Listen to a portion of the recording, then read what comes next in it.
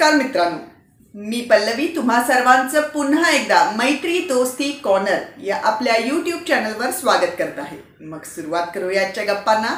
मित्रांनो, आज आपण संत नामदेव यांच्या आयुष्यातील एक प्रेरक किस्सा जाणून घेणार आहोत, ज्याचं नाव आहे तूप रोटी।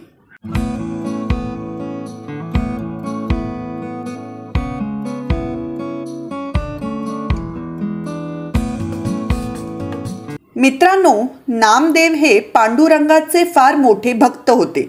ते इतके मनापासून पांडुरंगाचं भजन कीर्तन करीत की साक्षात मूर्तिरूपी उभा पांडुरंग मान डोलवत ते ऐकत असे। यामुळे त्यांना आपल्या भक्तीवर थोडा अहंकार झाला होता। ज्ञानेश्वर आणि मुक्ताबाईंनी त्यांचा अहंकार ओळखून त्यांना विसोबांकडून उपदेश घेण्याचा सल्ला दिला होता। विसोबांनीही आपल्या पद्धतीने त्यांना देव तर सगळीकडेच आहे याची जाणीवही करून दिली, ज्यानंतर नामदेवांची दृष्टी बदलली। आता त्यांना फक्त पांडुरंगाच्या मूर्तीतच नव्हे तर सर्वत्र देव दिसायला लागला। एक दिवस नामदेव जेवायला बसले होते। ते तूप घेण्याच्या बेतात होते। तेवढ्यात एक कुत्रा आला आणि त्यांची पोळी घेऊन पळाला। हे बघताच नामदेव त्या कुत्र्याच्या मागे धावायला लागले, पण त्यांनी पोळी पळवली म्हणून मारण्यासाठी नव्हे तर उलट कोरडी पोळी खाण्याऐवजी तूप लावून खावी म्हणून ते तूप घेऊन त्या कुत्र्याच्या पाठी पळत होते।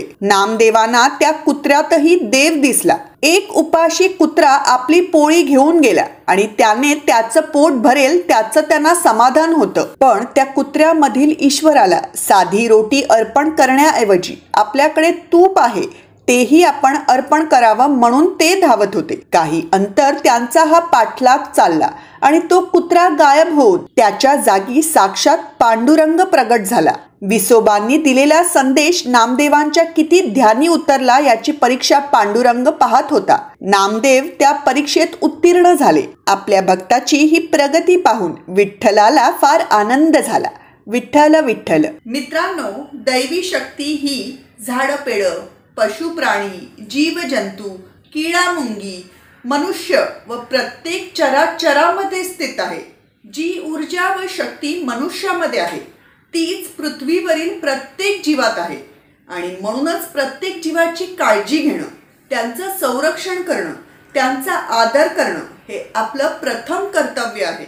यांनी केवळ या जीवांचं संरक्षण व संवर्धनच होत नाही तर पृथ्वीवरील प्रत्येक घटकांचं समतोल राखण्याचं काम जे आजच्या घटकेला फार महत्त्वाचं आहे तेही साध्य होतं। आणि मित्रांनो, हीच शिकवण आपल्या भारताच्या थोर संतांकडून अनेको वर्षांपूर्वी त्यांच्या अभंगांद्वारे व त्यांच्या आयुष्यातील प्रेरक प्रसंगांद्वारे आपल्याला दिली गेलेली आहे।